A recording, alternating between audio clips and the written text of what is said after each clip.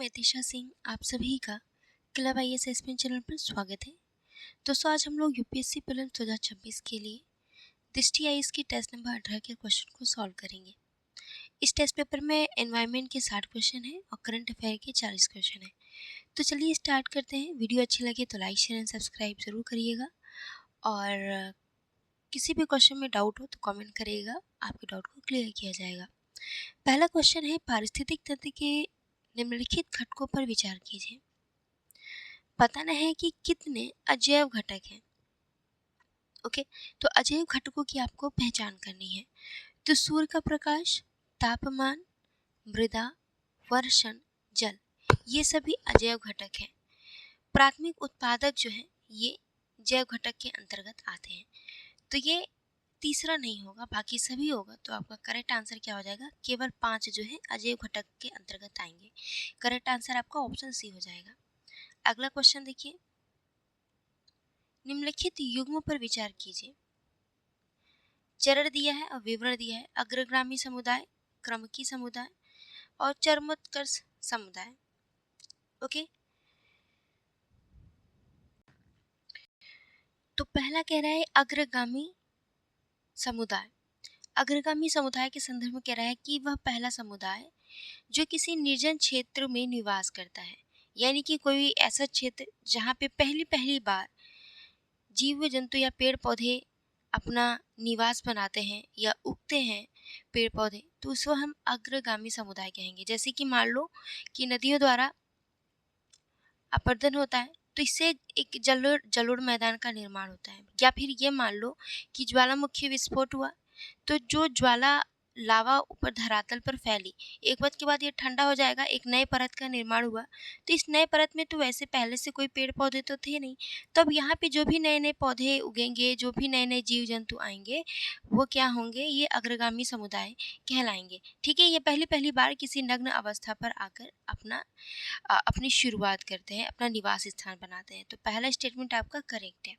दूसरा है क्रमिकी समुदाय। क्रमिकी समुदाय के संदर्भ में कह रहा है कि अनुक्रमण के अंत में बनने वाला अंतिम स्थिर और परिपक्व समुदाय। तो देखो, क्रमिकी समुदाय क्या है कि अनुक्रम के दौरान निर्मित और प्रतिस्थापित होने वाला प्रत्येक अनुक्रमिक समुदाय होता है। ठीक है, यहाँ पे दूसरा सही सुमेलित नहीं है। यानी कि ये जो क्रमिकी समुदाय होते हैं, ये क्या होते हैं कि ये उस स्थान पर अपना अस्तित्व, अपना निवास स्थान तो बनाते हैं, लेकिन क्या होता है कि एक समय के बाद ये किसी दूसरे जीव जंतु या पेड़ पौधों या वनस्पतियों द्वारा प्रतिस्थापित कर दिए जाते हैं। तो ये जो क्रम है ये चलता रहता है, तो इसी को क्रमिकी समुदाय कहते हैं। ओके, तो यहाँ दूसरा स्टेटमेंट गलत है। चरमोत्कर्ष समुदाय क्या है कि अनुक्रमण के अंत में बनने वाला अंतिम स्थिर और परिपक्व समुदाय। ठीक है, यहाँ पे तीसरा भी आपका सही सुमिलित नहीं है। तो करेक्ट आंसर क्या हो जाएगा? पूछा है कितने सही सुमिलित हैं, तो केवल एक ही सही सुमिलित है। तो करेक्ट आंसर क्या हो जाएगा? ऑप्शन ए आपका करेक्ट आंसर हो जाएगा। चरमोत्कर्ष समुदाय क्या होते हैं कि अनुक्रमण का मतलब ये क्या होता है? अनुक्रमण के अंतिम चरण में जिस समुदाय की रचना होती है उसी को चरमोत्कर्ष समुदाय कहते हैं। यानी कि उस जगह पे लास्ट अंतिम अवस्था में जो पेड़ पौधे जीव जंतु बचे रहते हैं और स्थिर रहते हैं, उसी को चरमोत्कर्ष समुदाय कहा जाएगा। यानी ये किसी अन्य पेड़ पौधों या वनस्पतियों या जीव जंतुओं द्वारा प्रतिस्थापित नहीं किए जाते हैं। तो यहाँ करेक्ट आंसर ऑप्शन ए हो गया। अगला क्वेश्चन देखिए। अगला क्वेश्चन है पद और विवरण से दिया हुआ है। जीओम जीवोम या बायोम क्या होता है? इसके संदर्भ में पहला दिया है कि इसके संदर्भ में विवरण दिया है कि एक बड़े समुदाय वाला क्षेत्र होता है जो एक प्रमुख वनस्पति के प्रकार और एक विशिष्ट जलवायु क्षेत्र में पाए जाने वाले संबंधित प्राणी जात से अभिलक्षित होता है। तो ये पहला स्टेटमेंट आपका सही है जीवोम के संदर्भ में। ठीक है, जीवोम के संदर्भ में आपका ये पहला स्टेटमेंट करेक्ट है। जीवोम में क्या होता है दोस्तों कि यहाँ पे जो एनवायरनमेंट होता है लगभग एक जैसा होता है। जैसे कि मरुस्थलीय जीवों की बात करें तो मरुस्थलीय जीवों में जो भी जितने भी पेड़ पौधे होंगे लगभग वो एक जैसे तापमान को सहन करते हैं, एक जैसे एनवायरनमेंट में रहते हैं। ठीक है, तो यहाँ पे पहला स्टेटमेंट आपका करेक्ट है। दूसरा कह रहा है पारितंत्र। जीवों का इसके संदर्भ में कह रहा है कि जीवों का एक दूसरे के साथ और उनके पर्यावरण के साथ संबंधों का वैज्ञानिक अध्ययन। तो ये पारितंत्र नहीं बल्कि पारिस्थितिक तंत्र कहलाता है। ठीक है, जीवों का एक दूसरे के साथ और उनके पर्यावरण के साथ संबंधों का वैज्ञानिक अध्ययन ये पारिस्थितिकी कहलाता है। ठीक है, पारिस्थितिकी कहलाता है, पारितंत्र नहीं। पारितंत्र क्या होता है कि जहाँ पर जीव जंतु जो है जिस भौतिक पर्यावरण में निवास करते हैं और वो एक पारिस्थितिक इकाई के रूप में परस्पर क्रिया करते हैं, तो उसे पारितंत्र कहते हैं। निकेत के संदर्भ में देखिए तो ये कह रहा है कि किसी प्रजाति की उन सभी गतिविधियों और संबंधों का योग जिनके द्वारा वह अपनी उत्तरजीविता और जनन के लिए अपने पर्यावास के संसाधन का उपयोग करता है, उसे निकेत कहते हैं। तो यहाँ तीसरा स्टेटमेंट आपका सही सुमेलित है। ठीक है, और हमेशा ध्यान रखना कि प्रत्येक जीव का एक विशिष्ट निकेत होता है और उसी निकेत के आधार पर उसे संरक्षण प्रदान किया जाता है। ओके, चलिए अगला स्टेटमेंट देखिए। पारिस्थितिकी पारिस्थितिकी जैसे कि हमने बोला कि यहाँ पे पारिस्थितिकी के संदर्भ में कह रहा है कि जीवों का एक समुदाय और उनका भौतिक पर्यावरण जो एक पारिस्थितिक इकाई के रूप में परस्पर क्रिया करते हैं, ये पारितंत्र कहलाता है। पारिस्थितिकी हमने आपको बताया कि जीवों का एक दूसरे के साथ और उनके पर्यावरण के साथ संबंधों का वैज्ञानिक अध्ययन पारिस्थितिकी कहलाता है। तो ये चौथा भी सही सुमेलित नहीं है। पूछा है कितने युग में सही सुमेलित है, तो केवल दो युग में ही सही सुमेलित हैं। तो करेक्ट आंसर क्या हो जाएगा आपका, केवल 2 हो जाएगा, यानी ऑप्शन बी आपका राइट आंसर है। नेक्स्ट क्वेश्चन है, प्राथमिक उत्पादकता के संबंध में निम्नलिखित कथनों पर विचार कीजिए। पहला कथन कह रहा है कि सकल प्राथमिक उत्पादन उस कुल दर को संदर्भित करता है जिस पर हरे पौधों द्वारा प्रकाश संश्लेषण के माध्यम से विकिरण ऊर्जा संग्रहित की जाती है। यानी सिंपली आप ये कह सकते हो कि जो पेड़ पौधे होते हैं ये अपना भोजन किससे बनाते हैं, सूर्य के प्रकाश की किरणों की उपस्थिति में अपना भोजन बनाते हैं। तो प्रकाश संश्लेषण के माध्यम से ये अपना भोजन बनाते हैं। तो प्रकाश संश्लेषण के माध्यम से जब ये भोजन बनाते हैं तो ये जितनी भी ऊर्जा संचित कर लेते हैं इसी को क्या कहेंगे, सकल प्राथमिक उत्पादन। जैसे आप कहीं नौकरी कर रहे हो तो आपको जितनी पूरी सैलरी मिल रही है वो पूरी सैलरी आपकी सकल प्राथमिक उत्पादन हो जाएगी। इसी तरीके से जो ये प्राथमिक उत्पादक होते हैं प्रकाश संश्लेषण द्वारा जितनी भी ऊर्जा बनाते हैं वो क्या कहलाएगा, सकल प्राथमिक उत्पादन कहलाएगा। तो पहला आपका करेक्ट है। दूसरा कह रहा है कि शुद्ध प्राथमिक उत्पादन पौधों द्वारा अपनी उपापचय आवश्यकताओं को पूरा करने से पहले किया गया कुल प्रकाश संश्लेषण है। देखो पेड़ पौधे हैं, प्रकाश संश्लेषण से अपना भोजन बनाते हैं, ऊर्जा प्राप्त करते हैं। तो इस ऊर्जा का प्रयोग वो कुछ खुद के लिए भी करते हैं, तो इस ऊर्जा का प्रयोग वो श्वसन के लिए करते हैं। ठीक है, तो श्वसन के लिए करते हैं। तो श्वसन के बाद यानी कि श्वसन से जो ऊर्जा हानि होती है या श्वसन के लिए जो ये ऊर्जा प्रयोग करते हैं, ये कुल ऊर्जा में से जब हम घटा देते हैं तो जो प्राप्त होता है उसे हम शुद्ध प्राथमिक उत्पादन कहते हैं। ओके, और स्टेटमेंट में क्या कह रहा है कि पौधों द्वारा अपनी उपापचय आवश्यकताओं को पूरा करने से पहले किया गया कुल प्रकाश संश्लेषण, ये तो गलत हो गया। उपापचय आवश्यकताओं को पूरा करने के बाद जो बचता है सकल प्राथमिक उत्पादन में से जब हम ऊर्जा श्वसन द्वारा खर्च की गई ऊर्जा को घटा देते हैं तो ये शुद्ध प्राथमिक उत्पादन निकल करके आता है। जैसे कि आपकी जो सैलरी आई पहली बार, आपका जो सैलरी आया पूरा का पूरा उसको आप सकल प्राथमिक उत्पादन समझिए। फिर आप अपने पर्सनल खर्च के लिए मान लो आप महीने का 50,000 कमा रहे हो, एक महीने में 50,000 रुपये कमा रहे हो। ठीक है, अपने पर्सनल खर्च के लिए आपने 10,000 रुपये निकाल लिया। ठीक है, अपने खर्च के लिए आपने 10,000 रुपये निकाल लिया, तो जो बचा 40,000 रुपये यही आपका शुद्ध प्राथमिक उत्पादन कहलाएगा। ओके, तो कितने कथन कौन सा कथन सही है, तो पहला वाला कथन सही है। करेक्ट आंसर आपका ऑप्शन ए हो जाएगा। दोस्तों वीडियो अच्छी लग रही है तो लाइक करो। ओके, निम्नलिखित कथनों पर विचार कीजिए। पहला कथन कह रहा है कि झीलों और खुले समुद्रों जैसे जलीय पाइतंत्रों में जैव भार का पिरामिड उल्टा बनता है। हमेशा ध्यान रखना बच्चों कि जैव भार का पिरामिड जो है झील और खुले समुद्रों में या जैसे कि जलीय पाइतंत्रों में जैव भार का पिरामिड हमेशा उल्टा बनेगा। ओके, जैव भार क्या है, जीवों का कुल भार, जीवों का भार। देखो इसको निकालते कैसे हैं, कुल जीव यानी कि कुल जीवों की संख्या गुणे प्रत्येक जीव का भार। ठीक है, तो जितना भी जीव का भार होगा उसको हम लोग क्या जैव भार कहेंगे। ठीक है, दूसरा देखो तो जलीय पाई तंत्रों में पादप प्लवक का जीवन चक्र छोटा होता है और वे तेजी से बढ़ते हैं, जिसके परिणाम स्वरूप उत्पादन होने के बावजूद किसी भी समय ये कम स्थायी जैवभार होता है। जैसे कि क्या होता है कि जलीय परितंत्र में क्या होता है कि आप लोग को ध्यान होगा कि ये जो पादप प्लवक होते हैं, फाइटोप्लैंक्टन्स होते हैं, ये प्राथमिक उत्पादक होते हैं। ओके, प्राथमिक उत्पादक होते हैं, इनका जो जैव भार होता है बहुत कम होता है। ठीक है, जैव भार क्या होता है, वैसे तो ये संख्या में बहुत ज़्यादा होते हैं, लेकिन इनका भार बहुत कम होता है। लेकिन जैसे जैसे आप देखेंगे कि अ, एक एक पोषण स्तर से दूसरे पोषण स्तर जाएंगे तो जैव भार बढ़ता जाता है तालाब में या फिर किसी भी जलीय पाई तंत्र में। तो इसी वजह से यहाँ पे जो है जलीय पाई तंत्र का जो पिरामिड होता है वो उल्टा बनता है। क्यों? क्योंकि जो फाइटोप्लैंक्टन्स होते हैं इनका जैव भार कम होता है। हालाँकि अब इनकी संख्या में बहुत तेज़ी से बढ़ोतरी होती है, लेकिन ये इनके भार में कमी आती है और ये ज़्यादा देर तक टिक नहीं पाते क्योंकि ये प्राथमिक उत्पादक होते हैं। तो अन्य जो जलीय पाइथन के जो अन्य जीव होते हैं वो इनका भोजन कर लेते हैं। ठीक है? तो यहाँ पे दूसरा स्टेटमेंट भी आपका करेक्ट है कि इनका कम स्थायी जैव भार होता है। तो इसीलिए आप लोग देखेंगे कि जलीय पाइथन में पिरामिड कैसा बनता है? ऐसे बनता है, उल्टा बनता है। यहाँ पे प्राथमिक उत्पादक के रूप में यहाँ पे फाइटोप्लैंक्टन्स आ जाएंगे, फिर छोटी मछलियाँ, फिर बड़ी मछलियाँ। तो जो बड़ी मछलियाँ होती हैं इनका कुल शुष्क जैव भार जो होता है ज़्यादा होता है और जो फाइटोप्लैंक्टन्स होते हैं इनका कुल शुष्क भार जो है कम होता है। ठीक है, तो करेक्ट आंसर आपका ऑप्शन ए हो जाएगा। एक और दो दोनों कथन सही है, दो दूसरा कथन जो है कथन एक की सही व्याख्या करता है। दोस्तों अगर आपको पीडीएफ चाहिए तो हिंदी और इंग्लिश दोनों माध्यमों में आपको पीडीएफ मिल जाएगा। पीडीएफ का लिंक जो है आपको कमेंट बॉक्स में मिलेगा, यानी कि टेलीग्राम ग्रुप का लिंक जो है कमेंट बॉक्स में मिल जाएगा। उस कमेंट बॉक्स में आप जाएंगे तो टेलीग्राम ग्रुप के लिंक पर क्लिक करेंगे तो आप हमारे ग्रुप में ज्वाइन हो जाएंगे। इसी ग्रुप में टेस्ट पेपर की पीडीएफ का लिंक जो है मेंशन किया गया है। आप उस पीडीएफ के लिंक को क्लिक करके डाउनलोड कर सकते हैं। बहुत ही मिनिमम प्राइस में, लगभग 149 प्राइस में एक इंस्टीट्यूट का पूरा टेस्ट पेपर आपको मिल जाएगा। वरना अदरवाइज़ अगर आप इंस्टीट्यूट में जाके टेस्ट पेपर ज्वाइन करना चाहते हो दृष्टि आईएएस के, तो आप बिल्कुल वहाँ पे भी ज्वाइन कर सकते हो। लगभग 10,000 प्राइस है इसकी।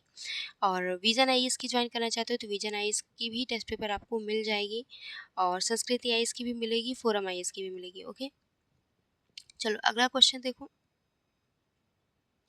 जैवोपचार तकनीकें कौन कौन सी जो है स्वस्थानीय जैवोपचार तकनीक है? स्वस्थानीय जैवोपचार या बायो रेमेडिएशन तकनीक क्या है? किसके माध्यम से क्या होता है कि जो भी प्रदूषक होते हैं, प्रदूषक को हटाने के लिए सूक्ष्म जीवों का प्रयोग किया जाता है। ठीक है? स्वस्थानीय मतलब जब उसी प्रदूषक वाले स्थान पर ही हम उसका निवारण करते हैं, प्रदूषक को खत्म करने की कोशिश करते हैं, तो इसे स्वस्थानीय कहते हैं। जब उस प्रदूषक को किसी दूसरे स्थान पे ले जा कर के उस प्रदूषक को खत्म करने की प्रयास करते हैं, तो उसे हम लोग बाह्य स्थानीय कहेंगे। ओके, तो स्वस्थानीय बाह्य स्थानीय आप लोग को समझ में आ गया होगा। अब बताना है कि कौन सा जो है स्वस्थानीय बायो रेमेडिएशन तकनीक के अंतर्गत आएगा। तो बायो स्पार्जिंग, बायो वेंटिंग और जैव संवर्धन, ये तीनों जो है स्वस्थानीय जैवोपचार तकनीक के अंतर्गत आएंगे। तो करेक्ट आंसर आपका ऑप्शन ही हो जाएगा। बाकी कंपोस्टिंग और बायोप्लिंग, ये दोनों जो है बाह्य स्थानीय जैवोपचार तकनीक के अंतर्गत आती हैं। ये पूरा आपको डिटेल में इसको पढ़ लेना है। ये आपको कहाँ मिलेगा? तो दृष्टि आईएएस की बुक या फिर आप किसी भी इंस्टीट्यूट की बुक ले लीजिए। जैसे परीक्षा वाणी की भी बुक एनवायरनमेंट की काफ़ी अच्छी है। तो पॉल्यूशन वाले टॉपिक में, प्रदूषण वाले टॉपिक में आपको ये बायो रेमेडिएशन तकनीक दिख जाएगा। ठीक है, वहाँ पे ये सबको पढ़ लीजिएगा। स्वस्थानीय बाह्य स्थानीय दोनों दिया हुआ है। चलिए आगे देखिए। निम्नलिखित युग्मों पर विचार कीजिए।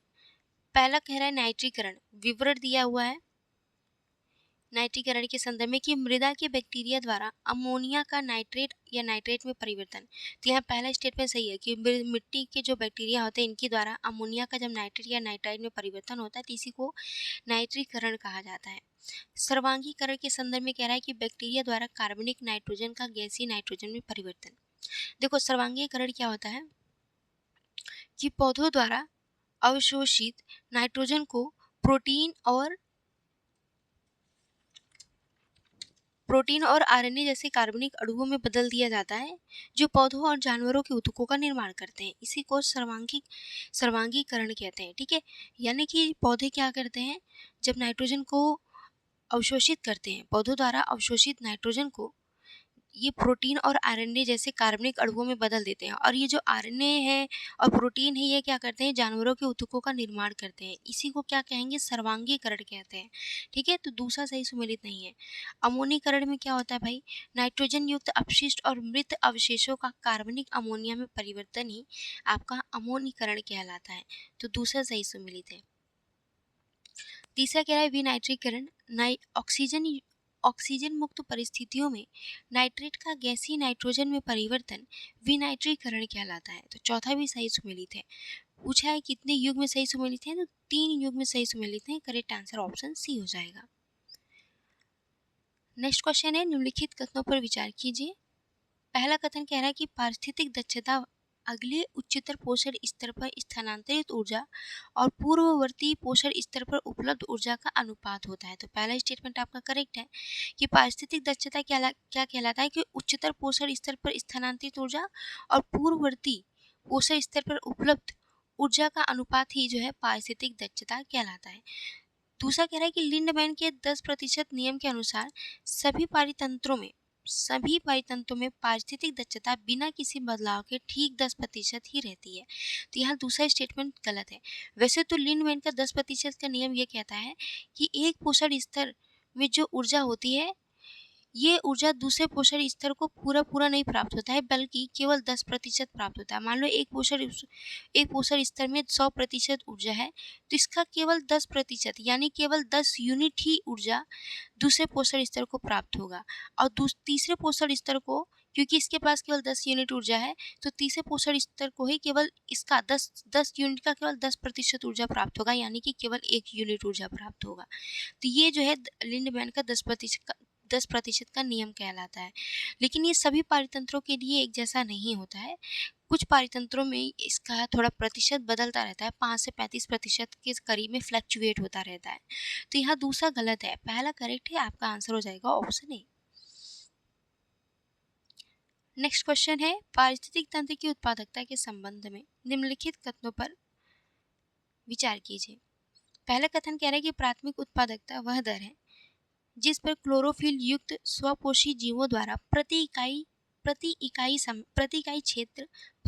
समय में सौर ऊर्जा को कार्बनिक पदार्थों में संग्रहित किया जाता है। यह आपका पहला स्टेटमेंट सही है। प्राथमिक उत्पादकता अभी आपने जैसे पढ़ा कि पेड़ पौधे वो प्रकाश संश्लेषण कर रहे हैं, भाई प्रकाश संश्लेषण क्लोरोफिल के माध्यम से ही करेंगे, तो प्रकाश संश्लेषण करके जो भी ऊर्जा प्राप्त करते हैं उसी को हम प्राथमिक उत्पादकता कहते हैं। तो पहला स्टेटमेंट सही है। दूसरा कह रहा है द्वितीय उत्पादकता एक पारिस्थितिक तंत्र के विभिन्न पोषण स्तरों पर उपभोक्ताओं द्वारा खाद्य ऊर्जा के सर्वांगीकरण की दर को संदर्भित करता है। तो दूसरा स्टेटमेंट भी आपका करेक्ट है। तीसरा कह रहा है कि प्राथमिक और द्वितीय उत्पादकता में वृद्धि हमेशा एक स्वस्थ और अधिक स्थिर पारिस्थितिक तंत्र का संकेत करते हैं। तो ये गलत है। प्राथमिक और द्वितीय उत्पादकता में वृद्धि हमेशा एक स्वस्थ और अधिक स्थिर पारिस्थितिक तंत्र का संकेत नहीं करते। जैसे आप लोग देखे होंगे शैवाल प्रस्फुटन या एल्गी ब्लूम, उसमें क्या होता है कि पोषक तत्वों की इतनी वृद्धि हो जाती है कि ये जो प्राथमिक उत्पादक होते हैं अपनी संख्या बढ़ा लेते हैं। इस ऐसे में क्या होता है कि जो अन्य जीव होते हैं उस जलीय पाई तंत्र में, उनके लिए संकट उत्पन्न हो जाता है। उनके लिए ऑक्सीजन की कमी हो जाती है, उनके लिए पोषक तत्वों की कमी हो जाती है, वो अपना ग्रोथ नहीं कर पाते हैं। तो हम ये नहीं कह सकते कि भाई कि प्राथमिक और द्वितीय उत्पादकता में वृद्धि हमेशा स्वस्थ और अधिक स्थिर पारिस्थितिक तंत्र का संकेत करते हैं। तो नहीं, ऐसा नहीं है, गलत है ये। ठीक है, तीसरा स्टेटमेंट गलत है, पहला दूसरा सही है। तो करेक्ट आंसर आपका ऑप्शन ही हो जाएगा। अपघटन की प्रक्रिया में उपयुक्त चरणों का सही कालानुक्रम निम्नलिखित में से कौन सा है? तो देखो, अपघटन की प्रक्रिया में सबसे पहले क्या होता है, खंडन होता है। ठीक है, किसी भी मृत जीव का खंडन होगा। खंडन के बाद क्या होगा भाई, निछालन होगा। निछालन के बाद अपचयन होता है। अपचयन के बाद जो है ह्यूमिफिकेशन, क्योंकि जब बैक्टीरिया द्वारा अपने एंजाइम्स छोड़ करके जब उस पदार्थ या जीव का या अपशिष्ट का क्या करेंगे लोग, अपचयन करेंगे। अपचयन करने के बाद क्या होता है कि ह्यूमिफिकेशन होता है। ठीक है। ह्यूमिफिकेशन के बाद मिनरलाइजेशन होता है, यानी आपका करेक्ट क्या हो जाएगा, ऑप्शन ए हो जाएगा। यही आपका क्रम होता है, सबसे पहले खंडन होता है, फिर निक्षालन होता है, निक्षालन के बाद बैक्टीरिया सूक्ष्म जीवों द्वारा अपचयन किया जाता है, अपचयन के बाद ह्यूमिफिकेशन होता है, ह्यूमिफिकेशन के बाद मिनरलाइजेशन होता है। नेक्स्ट क्वेश्चन है, निम्नलिखित कथनों पर विचार कीजिए। कथन पहला है कि कार्बन चक्र के विपरीत फास्फोरस चक्र में महत्वपूर्ण वायुमंडलीय या गैसीय विनिमय शामिल नहीं होता है। तो पहला स्टेटमेंट सही है।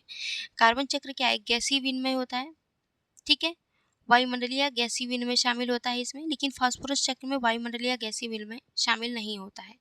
अभी हम लोग देखेंगे क्यों शामिल नहीं होता है। दूसरा कह रहा है कि वर्षण के माध्यम से फास्फोरस का वायुमंडलीय कार्बन इनपुट की तुलना में कम होता है।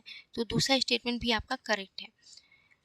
तीसरा स्टेटमेंट देखिए, तो तीसरा स्टेटमेंट कह रहा है कि फास्फोरस चक्र में चट्टानी प्राकृतिक भंडार के रूप में कार्य करती है और अक्षय मृदा में फॉस्फेट मुक्त करता है, जिसे पौधों द्वारा अवशोषित किया जाता है। तो ये जो फास्फोरस चक्र होता है ना, ये जो फास्फोरस होता है चट्टानों में पाए जाते हैं। तो चट्टानों में जब अक्षय अपरदन होता है तो ये फास्फोरस उससे मुक्त होता है। इसीलिए कहा गया है कि ये जो फास्फोरस चक्र है, ये इनमें वायुमंडलीय या गैसीय विनिमय शामिल नहीं होता है। तो ये इसीलिए करेक्ट है। तो यहाँ पे करेक्ट आपका आंसर हो जाएगा दूसरा और तीसरा, दोनों कथन सही हैं और दोनों कथन जो है कथन एक की सही व्याख्या कर रहे हैं। ओके, नेक्स्ट क्वेश्चन है, इकोटोन वे संक्रमण क्षेत्र होते हैं। पहला कह रहा है, कथन है कि इकोटोन वे संक्रमण क्षेत्र हैं जहां दो या दो से अधिक समुदाय मिलते हैं और एकीकृत होते हैं, जो अक्सर कोर प्रभाव के कारण अधिक प्रजाति विविधता प्रदर्शित करते हैं। तो यहाँ पहला स्टेटमेंट सही है भाई। इकोटोन का मतलब क्या है कि जैसे मान लो एक जलीय पायतंत्र है और यहाँ पे इसके जस्ट पास में सटा हुआ घास का मैदान है, ठीक है। तो इसका जो संक्रमण क्षेत्र होगा, ये वाला रीजन जो है, इसका जो संक्रमण क्षेत्र होगा, यहाँ पे क्या होगा कि यहाँ पे इन दोनों की अपेक्षा विविधता ज़्यादा पाया जाएगा, ठीक है। यहाँ पे क्या होगा कि विविधता ज़्यादा पाया जाएगा। एक जलीय पारितंत्र है, एक घास पारितंत्र है। इन दोनों का जो संक्रमण क्षेत्र होता है यहाँ पे, ये इकोटोन कहलाता है। यहाँ पे इन दोनों पारितंत्रों के तुलना में यहाँ पे विविधता ज़्यादा पाया जाता है, ठीक है। ये कोर प्रभाव होता है, इसको कोर इफेक्ट भी कहा जाता है। तो पहला स्टेटमेंट आपका सही है।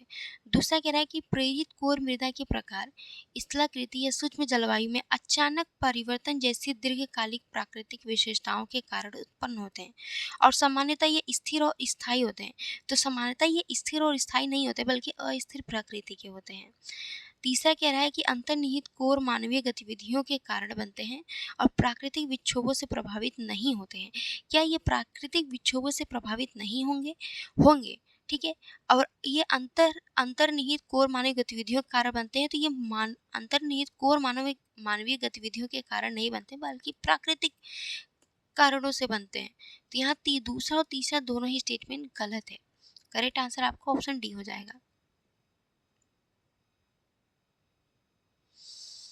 नेक्स्ट है, विश्व के प्रमुख बायोम के संदर्भ में निम्नलिखित सूचना पर विचार कीजिए। देखो अलग अलग बायोम दिया है, बोरियल, उष्णकटिबंधीय सवाना और शीतोष्ण स्टीपी। बताना है आपको कि कितने जो है सही सुमेलित हैं। ओके, तो बोरियल प्रकार की अगर हम बात करें तो बोरियल प्रकार की बायोम में ये कहाँ पे पाई जाएंगी, ये यूरेशिया और उत्तरी अमेरिका की विस्तृत पट्टी में पाई जाती है, ठीक है, जहाँ पे तापमान कम होता है। और यहाँ पे किस तरह की वनस्पति पाई जाती है और प्राणी जात पाए जाते हैं। तो वनस्पति आपको पाइन, फर, स्प्रूस जैसे सदाबहार शंकुधारी वृक्ष पाए जाएंगे। शंकुधारी वृक्ष पाए जाएंगे क्योंकि यहाँ पे तापमान कम होता है। और प्राणी जात में जैसे कठफोड़वा हो गया, बाज हो गया, हिरण हो गया, ये से जानवर पाए जाते हैं। तो यहाँ पे पहला आपका सही है। बोरियल वन के संदर्भ में जो दोनों स्टेटमेंट दिए हैं ये सही है। उष्णकटिबंधीय सवाना की बात करें तो ये अफ्रीका, ऑस्ट्रेलिया, दक्षिण अमेरिका, भारत के बृहद क्षेत्रों में उष्णकटिबंधीय सवाना वन पाए जाते हैं। ये घास स्थलों की प्रधानता होती है, यहाँ घास ज़्यादा पाए जाते हैं। ओके, यहाँ वर्षा कम होती है, हल्की वर्षा थोड़ी कम होती है। तो वर्षा कम होने की वजह से यहाँ पे घास स्थल थोड़े ज़्यादा पाए जाते हैं। बड़े झाड़ सामान्यतः विरल होते हैं। यहाँ पे जिराफ, जेब्रा, भैंस, हाथी जैसे जीव पाए जाएँगे। जहाँ पे सवाना होगा, जहाँ पे घास स्थल होंगे, वहाँ पे जिराफ, ज़ेब्रा, भैंस, हाथी जैसे जीव आपको सामान्यतः देखने को मिलते हैं। तो यहाँ पे दूसरा स्टेटमेंट आपका करेक्ट है। शीतोष्ण स्टेपी, ये भी यूरेशिया और उत्तरी अमेरिका के भागों में देखने को मिलता है। घास स्थल सहित कहीं-कहीं आपको कॉटनवुड और ओक या विलो जैसे वृक्ष भी देखने को मिलेंगे।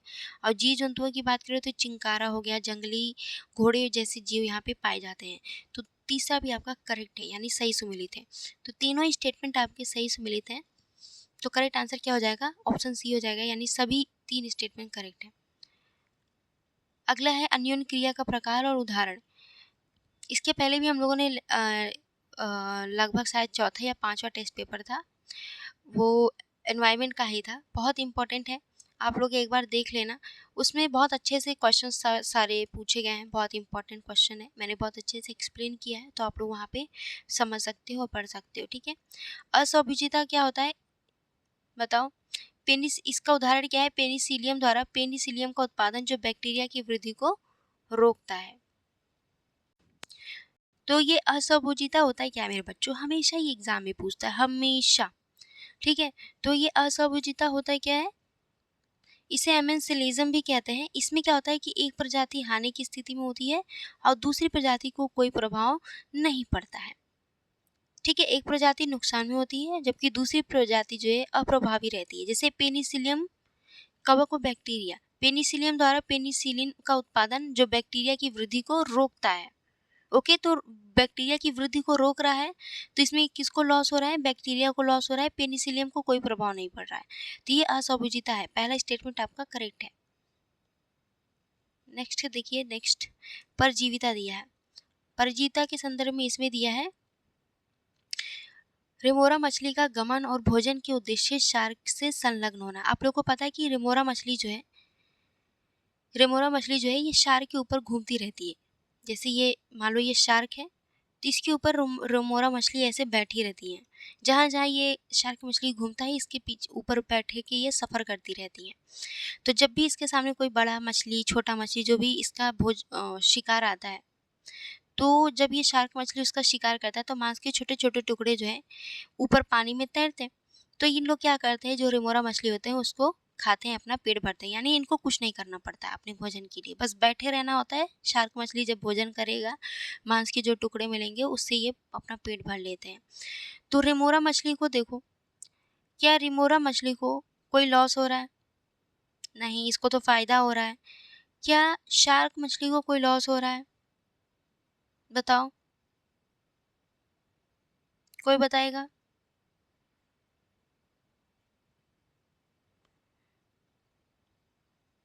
तो कहोगे कि नो मैम, ठीक है। तो इसमें आप ये कह सकते हैं ना कि रेमोरा मछली जो है ये प्लस है, यानी कि इसको फ़ायदा हो रहा है, और जो शार्क मछली है इसको कोई प्रभाव नहीं पड़ रहा है। भाई वो अपना भोजन कर रहा है, तो उसके ऊपर छोटे-मोटे टुकड़े जो गिर जा रहे हैं, उससे अगर कोई पेट भर ले रहा है तो फिर क्या ही दिक्कत है, मेरे को क्या प्रॉब्लम, है ना? शार्क मछली यही कह रहा होगा। तो यहाँ पे क्या है कि एक प्रॉफ़िट में है, दूसरे को कोई प्रभाव नहीं पड़ रहा है, उदासीन है। तो ये जो है, ये परजीविता नहीं कहलाता है, बल्कि ये क्या कहलाता है? सहभोजिता कहलाता है, ठीक है? सहभोजिता कहलाता है। ये सहभोजिता का उदाहरण है। जैसे कोई एक इंसान शादी में जा रहा था भोजन करने, दोस्त बोला यार भाई मेरे को भी ले चल, तू तो खाना खाएगा ही, मैं भी खा लूँगा, कौन-सा तेरे हिस्से का खाऊँगा? हाँ, कौन-सा तेरी रोटी मैं छीन के खा लूँगा, तेरा तो लॉस होना नहीं है। तो तेरे को तो वैसे भी जाके खाना है, तो चल मैं भी खा लूँगा। तो यानी कि इसका प्रॉफ़िट हो गया ना, उसका दोस्त जो था इसको तो प्रॉफ़िट हो गया, और ये जो है, ये तो भाई इसको कोई प्रभाव नहीं पड़ रहा है, इसका क्या लॉस हो रहा है? तो इसी को क्या कहेंगे? सहभोजिता कहेंगे, ठीक है? और इसमें दिया हुआ है परजीविता, तो ये गलत हो गया। परजीविता अलग होता है, सहभोजिता अलग होता है। परजीविता में क्या होता है, इसमें एक प्रजाति प्रॉफ़िट की स्थिति में होती है, दूसरी प्रजाति जो है लॉस में होती है, ठीक है? जैसे कि अमरबेल का जो है, अमरबेल का जो पौधा होता है, ये दूसरे पौधों पर उगने लगता है, तो इससे क्या होता है कि जो जिस पौधे पर ये उगता है, वो पौधा ग्रोथ नहीं कर पाता है। तो ये परजीविता का उदाहरण है। तो अमरबेल क्या है, प्रॉफ़िट की स्थिति में रहता है। जिस पेड़ पर ये उगता है, जिस पेड़ को ये ग्रोथ नहीं करने देता है, वो हानि की स्थिति में रहता है, तो इसे परजीविता कहते हैं। स्वभोजिता में क्या होता है भाई? स्वभोजिता का एग्ज़ाम्पल अभी हमने दिया कि एक पौधा एक प्रॉफ़िट की स्थिति में रहता है, दूसरा उदासीन रहता है, ना तो उसको प्रॉफ़िट होता है, ना ही लॉस होता है। ये जैसे कि सहारा और सूर्य के प्रकाश के लिए पेड़ों पर वृद्धि करने वाले एपिफाइटिक ऑर्किड, ठीक है। इसमें क्या होता है, एपिफॉर्किड ये जो ऑर्किड है, ये जो पौधा है, ये ग्रोथ करता है, ठीक है। तो ये प्रोफिस की स्थिति में रहता है, लेकिन जो पेड़ पौधे होते हैं ये उदासीन होते हैं। तो यहाँ पे ये तीसरा आपका करेक्ट है, तीसरा आपका सही सुमेलित है। तो कितने हो गए आपके, 2 स्टेटमेंट सही सुमेलित है ना। तो करेक्ट आंसर ऑप्शन बी हो जाएगा। वन के प्रकार दिए, शीतोष्ण वर्षा वन। इसके संदर्भ में कह रहा है कि घने कोहरे के साथ उच्च वर्षा, उष्णकटिबंधीय वर्षा वनों की तुलना में यहाँ कम प्रजाति विविधता पाई जाती है। तो पहला स्टेटमेंट तो सही है भाई, शीतोष्ण वर्षा वन में यहाँ पे बहुत ज़्यादा वर्षा, घने कोहरे के साथ उच्च वर्षा होती है, लेकिन हम अगर उष्णकटिबंधीय वर्षा वनों की तुलना में यहाँ प्रजातियों की बात करें तो यहाँ प्रजाति विविधता कम होती है। तो पहला सही है। दूसरा कह रहा है कि उष्णकटिबंधीय वर्षा वन, यहाँ पे 200 सेंटीमीटर से अधिक वार्षिक वर्षा होती है, पूरे वर्ष समान रूप से उच्च तापमान और आर्द्रता रहती है। तो यहाँ दूसरा स्टेटमेंट भी सही है। उष्णकटिबंधीय मौसमी वन, स्पष्ट आर्द्र और शुष्क ऋतु के बिना संपूर्ण वर्ष व्यवस्थित रूप से वितरित वर्षा होती है। तो क्या ये उष्णकटिबंधीय मौसमी वन के संदर्भ में ये स्टेटमेंट सही है। मानते हैं कि यहाँ पे वर्षा है ज़्यादा होगी, ठीक है। ये कह रहा है कि शुष्क ऋतु के स्पष्ट आर्द्र और शुष्क ऋतु के बिना संपूर्ण वर्ष, क्या पूरे वर्ष मौसमी वर्षा होती है क्या, मौसमी शब्द ही है, कुछ समय के लिए ही होगी। तो यहाँ पे तीसरा स्टेटमेंट गलत हो जाएगा। चौथा कह रहा है उपोष्णकटिबंधीय वर्षा वन, प्रचुर मात्रा में अधिपादपों के साथ महोगनी और मैग्नोलिया जैसी चौड़ी पत्ती वाले सदाबहार वनस्पति पाए जाते हैं। तो यहाँ पे चौथा आपका करेक्ट है। उपोष्णकटिबंधीय वर्षा वन में क्या होगा कि चौड़े पत्ते वाले पौधे सदाबहार वनस्पति देखने को मिलेंगे। तो कितने कथन आपके सही सुमेलित हुए, 3 कथन सही सुमेलित हुए। करेक्ट आंसर ऑप्शन सी हो जाएगा। नेक्स्ट क्वेश्चन है, निम्नलिखित युग्मों पर विचार कीजिए। पहला कथन कह रहा है कि मरुस्थलीय मृदा आमतौर पर विलेय खनिज पोषक तत्वों से समृद्ध होती है, लेकिन कार्बनिक पदार्थों की इसमें कमी होती है। कार्बनिक पदार्थ मीन्स ह्यूमस।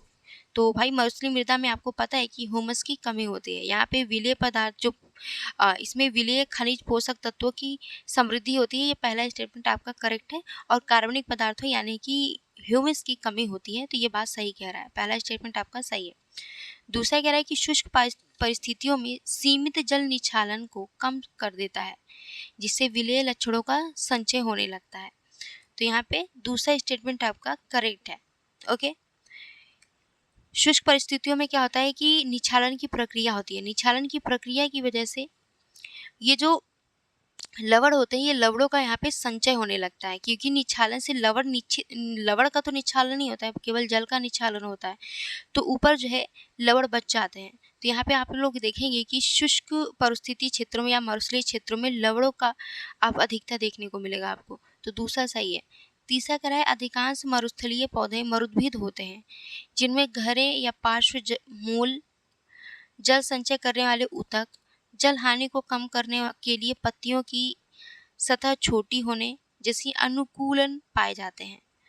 तो ये तीसरा स्टेटमेंट भी आपका सही है। आप लोग देखेंगे मरुस्थल में जो पौधे होते हैं वो अपने अंदर के जल को संचित रखने के लिए उनकी जो ऊतक होते हैं ना, वो मोम जैसे होते हैं, जिससे कि जल की हानि जो है कम हो। और इनकी पत्तियां जो होती हैं छोटी होती हैं, जिससे प्रकाश संश्लेषण कम हो सके। प्रकाश संश्लेषण ज़्यादा होगा तो ऐसे में क्या होगा कि जलवाष्प का निष्कर्षण ज़्यादा होगा, ठीक है, जलवाष्प की हानि ज़्यादा होगी, जल की हानि ज़्यादा होगी। तो इसलिए इनकी पत्तियां छोटी होती हैं, कहीं कहीं कांटे होते हैं। तो यही रीज़न है, इसमें अनुकूलता पाई जाती है यहाँ मरुस्थलीय पौधों में। लेकिन आप देखो कि पहला स्टेटमेंट किस संदर्भ में बात कर रहा है। पहला स्टेटमेंट जो है यहाँ पे खनिज पोषक तत्वों की बात कर रहा है, लेकिन तीसरा स्टेटमेंट खनिज पोषक तत्वों से संबंधित नहीं है। बस दूसरा स्टेटमेंट जो है कह रहा है कि निक्षालन होता है, इसलिए खनिज पोषक तत्वों की अधिकता पाई जाती है मरुस्थलों में। तो केवल दूसरा स्टेटमेंट ही जो है पहले स्टेटमेंट की व्याख्या कर रहा है। तो करेक्ट आंसर क्या हो जाएगा आपका, ऑप्शन बी होगा कि कथन 2 कथन 3 दोनों सही है, लेकिन उनमें से केवल एक, यानी उनमें से केवल कथन दूसरा ही जो है कथन एक की सही व्याख्या कर रहा है। तो करेक्ट आंसर ऑप्शन बी होगा। अगला देखो, टुंड्रा बायोम के संबंध में निम्नलिखित कथनों पर विचार कीजिए। निम्नलिखित कथनों पर विचार कीजिए। टुंड्रा बायोम क्या है? पहला कथन कह रहा है कि पादपों में काई, लाइकेन, घास और वामन झाड़ियों जैसे कम ऊंचाई वाले पौधों की प्रधानता होती है, जो शीत और अल्प अवधि की ग्रोइंग सीजन के अनुकूल होते हैं। तो पहला स्टेटमेंट आपका सही है। टुंड्रा बायो में कैसा मौसम होता है भाई, किस तरह की जलवायु होती है? यहाँ पे तापमान बहुत ही कम होती है, ठीक है। तो तापमान बहुत कम होने की वजह से यहाँ पे पेड़ पौधे नहीं उग पाते हैं, बल्कि काई, लाइकेन, घास, वामन जैसी झाड़ियाँ ही यहाँ पे उग पाते हैं।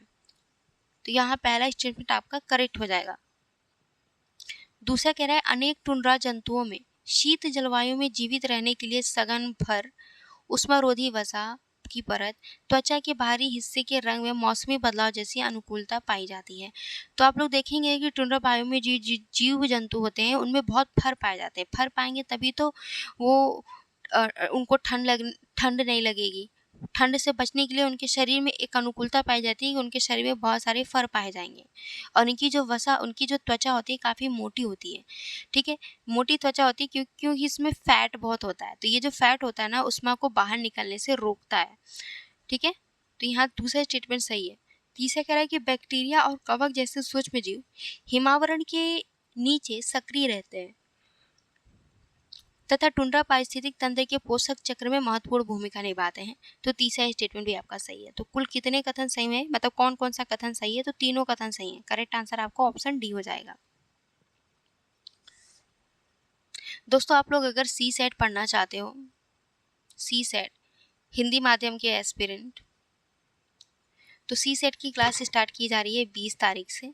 यूट्यूब पर अभी स्टार्ट की जाएगी डेमो क्लास, आप लोग देखिएगा। अगर डेमो क्लास आपको सही लगे तो आप हमारे इस सी सेट के बैच को ज्वाइन कर सकते हैं। बहुत ही मिनिमम प्राइस रखा गया है, 599 रुपीज़ रखा गया है, ठीक है। इस सी सेट में आप लोग देखिए कि एग्ज़ाम में कैसे क्वेश्चन पूछे जाते हैं, उस अकॉर्डिंग अपने प्रैक्टिस को जारी रखिए, ठीक है। और कोई भी एक्स्ट्रा जानकारी चाहिए तो आप लोग कमेंट करिएगा, आपको दी जाएगी जानकारी। अगला क्वेश्चन देखिए, निम्नलिखित कथनों पर विचार कीजिए।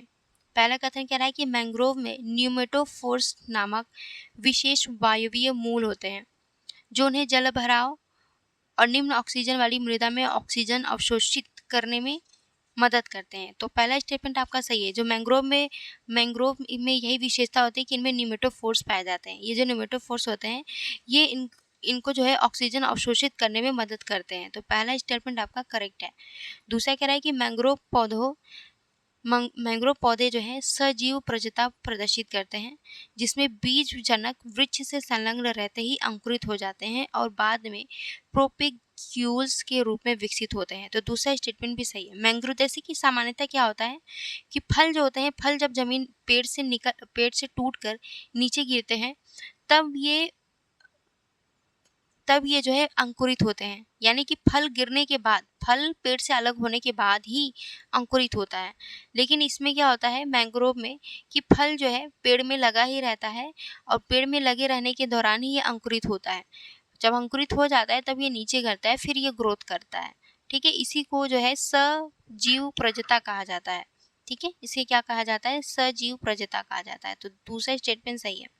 तीसरा कह रहा है कि India state of forest report 2023 के अनुसार भारत में मैंग्रोव का सर्वाधिक प्रतिशत जो है गुजरात में। देखो, भारत में मैंग्रोव का आवरण सबसे ज़्यादा पश्चिम बंगाल में है, उसके बाद गुजरात में है, फिर अंडमान और निकोबार आता है, ठीक है। तो यहाँ पे तीसरा स्टेटमेंट आपका करेक्ट नहीं है, पहला दूसरा करेक्ट है। तो आंसर आपका ऑप्शन नहीं हो जाएगा। अगर आपको पता होता तीसरा गलत है तो एलिमिनेट कर देते। चलिए अगला क्वेश्चन देखिए, अलवणीय जल प्रणालियों के संबंध में निम्नलिखित कथनों पर विचार कीजिए। पहला कथन कह रहा है कि स्थिर जल प्रणालियों में ग्रीष्म ऋतु के दौरान अधःस्थल जल का दीर्घकालिक ठहराव हो सकता है, जबकि प्रवाही जल प्रणालियां निरंतर प्रवाह के कारण ऐसे ठहराव को समाप्त कर देती हैं। यहाँ पहला स्टेटमेंट तो आपका करेक्ट है। दूसरा कह रहा है कि प्रवाही जल प्रणालियों का मतलब क्या है? ऐसे जल जो लगातार प्रवाहित हो रही हैं, ओके। और स्थिर जल का मतलब क्या है? कि जो लगातार स्थिर है जल। तो प्रवाही जल प्रणालियों में प्राथमिक उत्पादन आमतौर पर प्रणालियों को बनाए रखने के लिए पर्याप्त होता है। तो ये गलत है। प्राथमिक उत्पादन आमतौर पर प्रणाली प्रणाली को बनाए रखने के लिए पर्याप्त नहीं होता है। प्रवाही जल में एक तो जो क्योंकि जल लगातार प्रवाहित हो रहा है, तो यहाँ पे जो प्राथमिक उत्पादक होते हैं सामान्यतः कम होते हैं। तो प्राथमिक उत्पादक सामान्यतः कम होने की वजह से प्रणाली को बनाए रखने के लिए प्राथमिक उत्पादक पर्याप्त नहीं होते हैं। आगे कह रहा है कि जबकि स्थिर जल प्रणालियाँ मुख्यतः बाहरी कार्बनिक इनपुट पर निर्भर होती हैं। तो यहाँ पे ये गलत है स्टेटमेंट, ठीक है। स्थिर जल प्रणालियाँ मुख्यतः बाहरी कार्बनिक इनपुट पर निर्भर होती हैं, नहीं होती हैं, ठीक है। खुद पर मैक्सिमम मुख्यतः खुद पर निर्भर होती हैं। तो यहाँ दूसरा गलत हो गया, पहला करेक्ट है, तो आंसर ऑप्शन ही हो जाएगा। निम्नलिखित कथनों पर विचार कीजिए। पहला स्टेटमेंट कह रहा है कि रामसर अभिसमय पर 1971 में हस्ताक्षर किया गया था और 1982 में भारत इसका पक्षकार बना था। तो पहला स्टेटमेंट आपका सही है। दूसरा कह रहा है कि आर्द्रभूमि संरक्षण और प्रबंधन नियम 2017 को भारत में आर्द्रभूमियों के संरक्षण एवं प्रबंधन के लिए पर्यावरण संरक्षण नियम 1986 के तहत अधिसूचित किया गया था। तो यहाँ पे दूसरा स्टेटमेंट आपका सही है कि ये जो आर्द्रभूमि संरक्षण प्रबंधन नियम 2017 है, इसको आर्द्रभूमियों के संरक्षण और प्रबंधन के लिए पर्यावरण संरक्षण अधिनियम 1986 के तहत अधिसूचित किया गया था। इस चीज़ को ध्यान रखना है। कभी-कभी वन्यजीव संरक्षण अधिनियम 1976 दे देता है, तो ध्यान रखना है कि पर्यावरण संरक्षण अधिनियम 1986 के तहत अधिसूचित किया गया था, न कि वन्यजीव संरक्षण अधिनियम 1976 के तहत। यहाँ पे कन्फ्यूजन नहीं होनी चाहिए, कहीं नोट कर लो आप लोग, ओके। तीसरा कह रहा है कि हाल ही में भारत के पटना पक्षी अभ्यारण्य, इसमें दिया है बिहार नहीं, पटना पक्षी अभ्यारण्य कहाँ है? यूपी में है।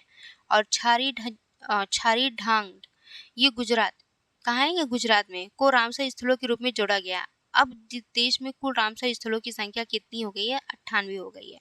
तो यहाँ पे ये स्टेटमेंट क्या हो जाएगा? गलत हो जाएगा, क्योंकि इसमें यूपी की जगह बिहार लिखा हुआ था। तो पहला और दूसरा सही है। करेक्ट आंसर क्या होगा आपका? ऑप्शन सी हो जाएगा। अगला है निम्नलिखित कथनों पर विचार कीजिए। पहला कथन कह रहा है कि ज्वारनदमुख विश्व के सबसे उत्पादक प्राकृतिक पारिस्थितिक तंत्रों में से एक है। तो पहला स्टेटमेंट आपका सही है कि ज्वारनदमुख जो होते हैं विश्व के सबसे उत्पादक प्राकृतिक पारिस्थितिक तंत्रों में से एक पाया जाता है। यहाँ पे उत्पादकता बहुत ज़्यादा होती है, विविधता भी यहाँ पे आपको पर्याप्त मात्रा में देखने को मिलेगा, ठीक है। ये ज्वारनमुख क्या होते हैं? जब नदियाँ, ऐसा क्षेत्र जहाँ नदियाँ समुद्र में आकर के मिलती हैं, तो वो जो क्षेत्र कहलाता है वो ज्वारनमुख कहलाता है। दूसरा है ज्वारनदमुख में पादप प्लवक, बेंथिक शैवाल, मैंग्रोव की प्रचुरता होती है, ठीक है। तो दूसरा स्टेटमेंट भी आपका करेक्ट है कि ज्वारनदमुख में पादप प्लवक, बेंथिक शैवाल और मैंग्रोव की प्रचुरता होती है। तो यहाँ पे दूसरा सही है। तीसरा कह रहा है कि ज्वारनदमुख में अलवणीय जल का अंतःप्रवाह पोषक तत्वों की सांद्रता और जैविक गतिविधियों को कम कर देती है। तो ये गलत है। देखो, नदियों द्वारा मीठा जल ले आया जाता है ज्वारनमुख में, तो यहाँ पे क्या होता है कि पोषक तत्वों की सांद्रता और जैविक गतिविधियों को कम नहीं बल्कि बढ़ाता है, ठीक है, बढ़ाता है। यहाँ कह रहा है कि कम करता है, तो ये इसीलिए ये स्टेटमेंट गलत हो गया। तीसरा गलत है, पहला दूसरा सही है। तो आपका करेक्ट आंसर क्या होगा कि दो और कथन 3 में से केवल एक ही सही है, जो कि दूसरा वाला सही था, तथा वह कथन एक ही सही व्याख्या करता है। तो करेक्ट आंसर आपका ऑप्शन सी। नेक्स्ट क्वेश्चन देखिए। प्रवाल भित्ति का प्रकार दिया है और विवरण दिया है। तो तटीय प्रवाल भित्ति, ये जो होते हैं तटीय प्रवाल भित्ति, ये तट रेखा के करीब स्थित होती हैं और एक संकीर्ण उथली लैगून द्वारा तट से अलग होती हैं। तो यहाँ पहला स्टेटमेंट आपका सही है। दूसरा है प्रवाल रोधिका, ठीक है। प्रवाल रोधिका क्या है भाई? तो तट रेखा की ये समानांतर होती हैं और तट से गहरी और चौड़ी लैगून द्वारा पृथक होती हैं, तो इसी को प्रवाल रोधिका कहते हैं। तो यहाँ दूसरा सभी सही सुमेलित है। तीसरा कह रहा है कि प्रवाल वलय द्वीप, ये वलयाकार प्रवाल भित्ति होती हैं जो प्रायः मध्य महासागर में स्थित होती हैं और एक संरक्षित लैगून को परिबद्ध करती हैं। तो तीसरा स्टेटमेंट भी आपका सही सुमेलित है। चौथा है पैच भित्ति, इसमें कह रहा है कि महाद्वीपीय सीमांत के साथ निरंतर अवरोधक बनाने वाली वृहद प्रवाल भित्ति प्रणाली है। तो ये गलत है। ये जो होती है तटीय और प्रवाल रोधिका के बीच उपस्थित होती हैं पैच भित्ति, तो ये सही सुमेलित नहीं है। पूछा था कितने युग में सही सुमेलित है, तो 4 में से केवल 3 युग में सही सुमेलित है। तो करेक्ट आंसर आपका ऑप्शन सी हो जाएगा। अगला देखो, प्रवाल भित्तियों और समुद्री पारिस्थितिक तंत्र के संबंध में निम्नलिखित कथनों पर विचार कीजिए।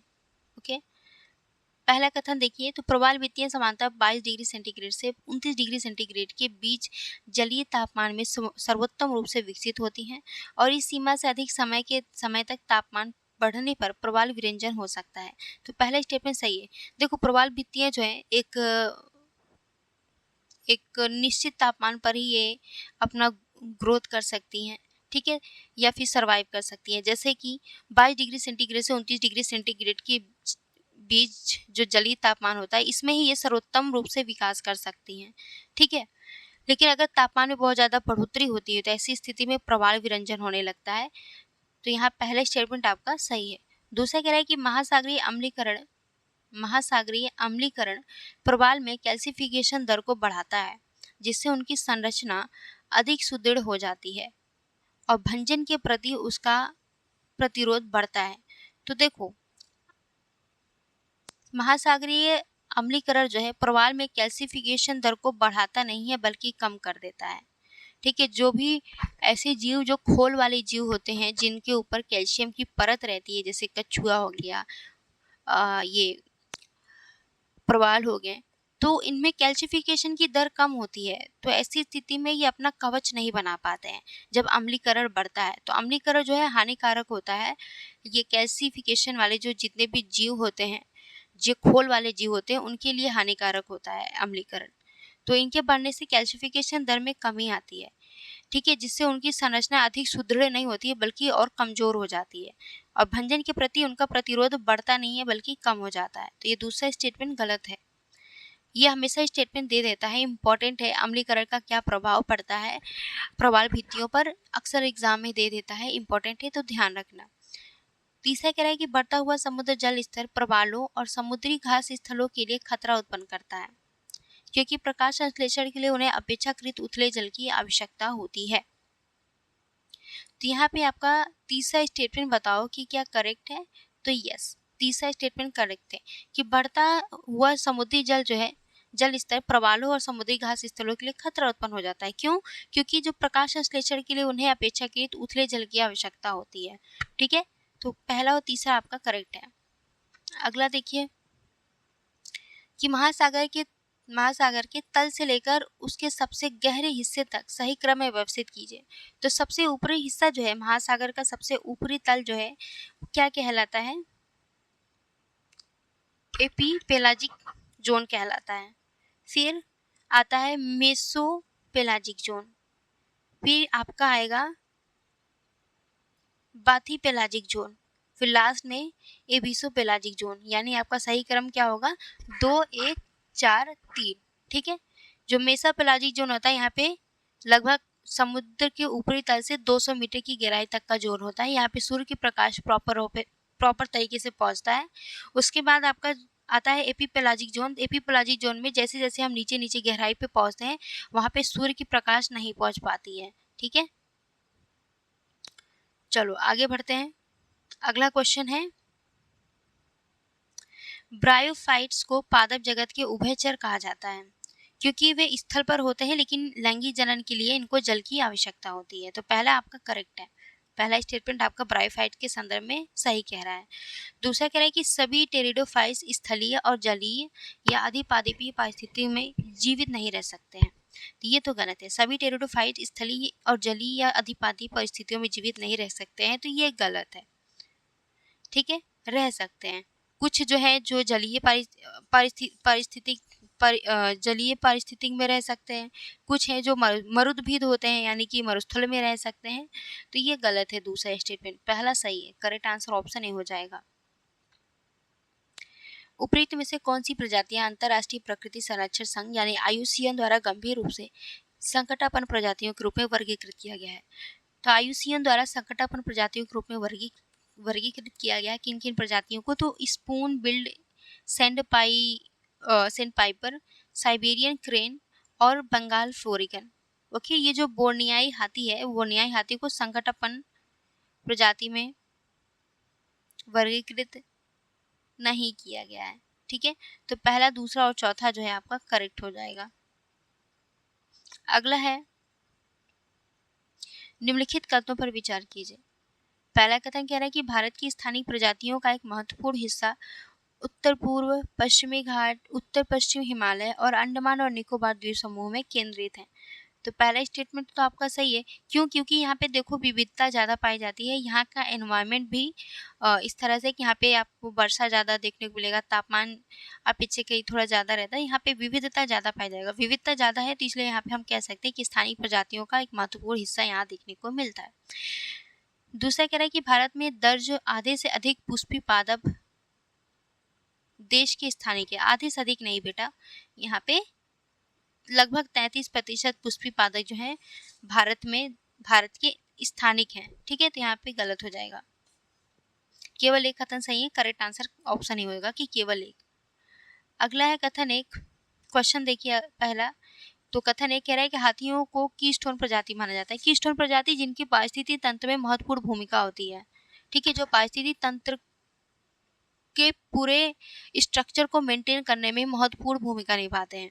तो पहला स्टेटमेंट आपका सही है कि हाथी भी क्या है, एक कीस्टोन प्रजाति। जैसे जो शेर हो गया, बाघ, जो शेर होते हैं ये भी एक कीस्टोन प्रजाति माने जाते हैं।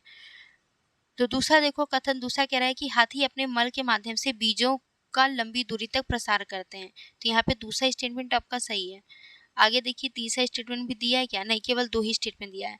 तो देखो आपको पता है कि हाथी क्या आते हैं, अपने मल के माध्यम से बीजों का लंबी दूरी तक प्रसार करते हैं। तो जब बीजों का लंबी दूरी तक प्रसार करते हैं तो इससे क्या होता है कि ये बीज जो होते हैं एक समय बाद अंकुरित होते हैं। जब इनको नमी मिलती है तो अंकुरित होते हैं, ये बढ़ते हैं, फिर एक पेड़ पौधा बनते हैं। तो इससे क्या होता है कि एक प्रॉपर एनवायरनमेंट जो है मेंटेन रहता है। ठीक है, तो इसीलिए इनको कीस्टोन प्रजाति कहते हैं कि ये भाई ये पौधों बीजों को लंबी लंबी दूरी तक प्रसार करने में इनकी महत्वपूर्ण भूमिका होती है। इसी वजह से लंबी दूरी स्थानों पर भी पेड़ पौधे उगते हैं। तो इनका कहीं ना कहीं बहुत बड़ा योगदान रहता है। इसी वजह से इनको कीस्टोन प्रजाति कहा जाता है। तो करेक्ट आंसर क्या हो जाएगा आपका? ऑप्शन ए हो जाएगा। सीढ़ी पहला क्वेश्चन है सीढ़ी फ्लैगशिप प्रजाति, इंडिकेटर प्रजाति, अम्ब्रेला प्रजाति और प्रायोरिटी प्रजाति दिया है। इसके संदर्भ में विवरण दिए है। तो बताइए ये फ्लैगशिप प्रजाति क्या है?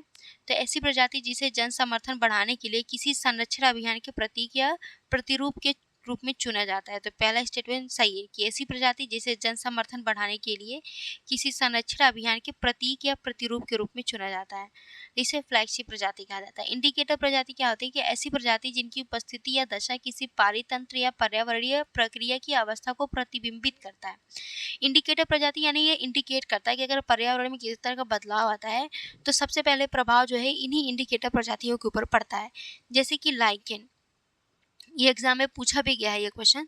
तो आप लोग को ध्यान होगा कि लाइकेन जो है वायु प्रदूषण, जैसे अगर वायु में थोड़ा सा भी प्रदूषण बढ़ता है या किसी तरह की कोई गड़बड़ी होती है तो सबसे पहले इन पर प्रभाव पड़ता है। तो जब हमारे जो साइंटिस्ट लोग हैं, पर्यावरणविद लोग हैं, तो देखते हैं कि भाई लाइकेन की स्थिति खराब हो रही है, इसका मतलब है कि वायु में जरूर प्रदूषण की मात्रा बढ़ रही है। तो ये क्या है? एक इंडिकेटर प्रजाति है, इंडिकेट करता है कि भाई हमारे हमारे प्रदूषण बढ़ रहा है या घट रहा है, हमारे वायुमंडल में किस तरह का परिवर्तन आ रहा है जलवायु में। ठीक है, तो यहाँ पे दूसरा भी सही सुमेलित है। तीसरा है अम्ब्रेला प्रजाति। कह रहा है कि ऐसी प्रजाति जिसका संरक्षण उसी पर्यावरण में रहने वाले अनेक अन्य प्रजातियों के संरक्षण को भी अप्रत्यक्ष रूप से सुनिश्चित करता है। ठीक है, तो ये तीसरा स्टेटमेंट भी सही है। अम्ब्रेला प्रजाति का मतलब क्या है कि आप उस एक जीव को सुरक्षित करिए तो उस एक जीव के संरक्षण से अन्य जीवों का भी संरक्षण होता है। तो इसे क्या कहा जाता है? अम्ब्रेला प्रजाति कहा जाता है। ठीक है, चौथा देखिए प्रायोरिटी प्रजाति। ये प्रायोरिटी प्रजाति क्या है भाई? तो ये या तो फ्लैगशिप प्रजाति के अंतर्गत आते हैं या तो कीस्टोन प्रजाति के अंतर्गत आते हैं। इसमें दिया हुआ है कि ऐसी प्रजाति जिसे केवल इस आधार पर चुना गया है कि वो आकार में बड़ी और आकर्षक होती है। नहीं, ये तो गलत है। ना तो आकार में बड़ी होती है ना तो आकर्षक होती है, इस आधार पर नहीं चुना जाता है। प्रायोरिटी प्रजाति ये ऐसी प्रजाति होती है या तो ये फ्लैगशिप प्रजाति के अंतर्गत आती है या कीस्टोन प्रजाति के अंतर्गत आती है। यह चौथा सही सुमेलित नहीं है। 3 सही सुमेलित है। करेक्ट आंसर क्या हो जाएगा? ऑप्शन सी हो जाएगा। अगला है विविधता के प्रकार दिया हुआ है। ये भी मैंने आपको टेस्ट पेपर में डिटेल में डिस्कस किया था। ये सारे क्वेश्चन जो हैं लगभग क्वेश्चन मैंने आपको पहले भी डिस्कस किया हुआ है। तो आप लोग हमारी पहली वाली वीडियो भी देख सकते हो। एक अलग से प्लेलिस्ट बनाई गई है दृष्टि IAS टेस्ट सीरीज के नाम से। आप सारी वीडियोस को देखिए। तो स्टार्टिंग में ही मैंने ये सब चीज़ें बहुत डिटेल में डिस्कस की हुई हैं। ठीक है? तो अल्फा विविधता कह रहा है कि किसी समुदाय या पर्यावास के भीतर विविधता जो प्रजातियों की संख्या और समानता द्वारा दर्शाई जाती है। देखो, विविधता को मापने के अलग-अलग पैमाने हैं, जैसे अल्फा विविधता, बीटा विविधता, फिर गामा विविधता। अल्फा विविधता में क्या होता है कि किसी एक पारितंत्र में विविधता को मापता है कि एक पारितंत्र में किस तरह की विविधता है, या कितने जीव हैं जो समान समान हैं, या कितने जीव हैं जो अलग-अलग हैं यानी विविध हैं। तो ये अल्फा विविधता में मापा जाता है। ये केवल एक किसी समुदाय या पर्यावास के भीतर की बात कर रहा होता है, ठीक है? किसी लगभग एक पारितंत्र से ये संबंधित होता है, तो इसको अल्फा विविधता कहा जाता है। तो ये पहला यहाँ पे सही सुमेलित है कि किसी समुदाय या पर्यावास के भीतर विविधता जो प्रजातियों की संख्या या समानता द्वारा दर्शाई जाती है। बीटा विविधता बीटा विविधता में क्या होता है कि लगभग दो पारितंत्रों के बीच तुलना की जाती है, ठीक है? अब देखते हैं स्टेटमेंट में विभिन्न समुदायों के मध्य, ठीक है, विभिन्न समुदायों के मध्य विविधता जो पर्यावरणीय प्रवणताओं मतलब क्या कि अंतर के साथ प्रजातीय संरचना में परिवर्तन को दर्शाती है। तो दूसरा स्टेटमेंट भी आपका करेक्ट है। देखो, ये दृष्टि आईएएस की टेस्ट पेपर है, थोड़ा सा इसका लैंग्वेज मॉडरेट टू हाई रहता है, तो समझना थोड़ा मुश्किल होता है, लेकिन आज जब आप ध्यान से पढ़ोगे तो आपको समझ में आएगा। हालांकि एग्जाम में इतना ऐसा क्वेश्चंस, इतने बड़े बड़े क्वेश्चंस नहीं रहते हैं, बहुत बेसिक बहुत सिंपल क्वेश्चन होते हैं, इजी रहते हैं, इजी टू मॉडरेट रहता है। इसका पेपर जो दृष्टि आईएएस का पेपर बनाता है, ये थोड़ा सा इसका लेवल थोड़ा हाई, क्वेश्चन तो से मतलब टॉपिक तो इजी चुनता है, लेकिन जो लैंग्वेज देता है ये बहुत टफ लैंग्वेज देता है। इतना एग्जाम में भी नहीं होता है, तो आप लोगों को घबराना नहीं है। मॉक टेस्ट बस प्रैक्टिस के लिए लगाना है, डरना नहीं है कि अरे हमारा इतना गलत हो रहा है। कोई बात नहीं, ये इन लोग ऐसा पेपर ही बनाते हैं कि थोड़ा सा मॉडरेट टू हाई रहता है, इजी नहीं बनाते हैं। स्टार्टिंग के आप लोग टेस्ट पेपर देखोगे तो बेहोश हो जाओगे। जो नए नए बच्चे होंगे वो डर जाएंगे दृष्टि आईएएस का टेस्ट पेपर देख करके, लगेगा कि बाप रे कितना कैसा क्वेश्चन पूछा जा रहा है। हमने क्योंकि बहुत सारे बच्चों ने मुझसे कहा कि मैम ऐसा क्वेश्चन पूछा जाता है क्या एग्जाम में? बोला नहीं बच्चे, ऐसा नहीं पूछा जाता है, बस ये है कि जो क्वेश्चन दिया जा रहा है आप उससे प्रैक्टिस करो। और मेरा मानना ये है कि भाई देखो, टेस्ट पेपर अगर आप कंडक्ट करा रहे हो तो क्वेश्चंस ऐसे रखो कि एनसीईआरटी बेस्ड हो, एक तो एनसीईआरटी बेस्ड हो, और दूसरा कि यूपीएससी के अकॉर्डिंग हो, तभी तो बच्चे इसी वे में तैयारी कर पाएंगे। बच्चों को पीएचडी थोड़ी ना करना है कि पीएचडी करके आपके टेस्ट पेपर को लगाएंगे। तो ऐसा टेस्ट पेपर लगाओ जिससे कि बच्चे डीमोटिवेट फील ना करें। टेस्ट पेपर लगाने के बाद उनको अच्छा महसूस हो कि हमने जो पढ़ा है उससे लगभग क्वेश्चन में अटेम्प्ट कर पा रहा हूँ। और इससे अच्छा है कि आप पीवाईक्यू लगाओ। पीवाईक्यू तो बहुत ईजी रहता है इसके अकॉर्डिंग, इसके कंपेरिजन में पीवाईक्यू बहुत ईजी रहता है। इन लोग पता नहीं इतना टेस्ट पेपर को थोड़ा इतना टफ क्यों बनाते हैं। टफ बनाने के साथ इनका क्वेश्चन इतना लंबा रहता है। देखो, सारे के सारे क्वेश्चंस इनके इतने लंबे लंबे रहते हैं कि पढ़ते पढ़ते आधा समय बीत जाएगा। सारे क्वेश्चन कम से कम टेस्ट पेपर बनाने चाहिए कैसा, इजी टू मॉडरेट, ठीक है, मॉडरेट टू फिर हाई, तो लगभग सभी क्वेश्चन, सभी लेवल के क्वेश्चंस इनको रखने चाहिए। लेकिन इनको क्या करना है, इनको दिखाना है कि हम पेपर बहुत हाई लेवल का बना रहे हैं। ये दिखाने वाली चीज़ नहीं ना, बच्चों के फीलिंग्स के साथ और फिर उनकी ज़िंदगी के साथ खिलवाड़ नहीं करना चाहिए। पेपर ऐसा बनाओ जो प्रीवियस ईयर पेपर के अकॉर्डिंग हो और बच्चों के लिए प्रॉपर प्रैक्टिस हो। बच्चे इसलिए टेस्ट पेपर ज्वाइन करते हैं कि उनका प्रॉपर प्रैक्टिस होता रहे, ऐसा नहीं कि डीमोटिवेट हो जाए। बहुत सारे बच्चे मुझे शिकायत करते हैं कि मैम ऐसा होता है कि मैं डर जाता हूँ, मुझे लगता है कि मेरा नहीं हो पाएगा। तो डरना नहीं है, ठीक है। हम लोग के लिए तो ठीक है कि हम लोग समझ लेते हैं, लेकिन बच्चों के लिए तो ये मुश्किल है ना। 4 क्वेश्चन लगाते ही बच्चों का अगले दिन मन ही नहीं करता है कि क्वेश्चन लगाएं और भी, ठीक है। तो चलो अब गामा विविधता देखो। गामा विविधता में कह रहा है कि किसी भूदृश्य के भीतर केवल एक ही सूक्ष्म पर्यावास तक ही सीमित विविधता होती है। देखो, गामा विविधता में क्या होता है कि ये लगभग, जैसे कि हमने बोला कि ये क्या करता है, अल्फा विविधता केवल एक पाइतंत्र, ठीक है, केवल एक ही समुदाय के भीतर की विविधता को मापता है अल्फा विविधता। और बीटा विविधता क्या होता है, दो पाइतंत्रों के बीच के तुलना करता है कि इसमें कितने पाइतंत्र पाए गए हैं, इसमें कितने पाए गए हैं, दोनों में कौन कौन से हैं जो कॉमन है। तो ये बीटा विविधता है।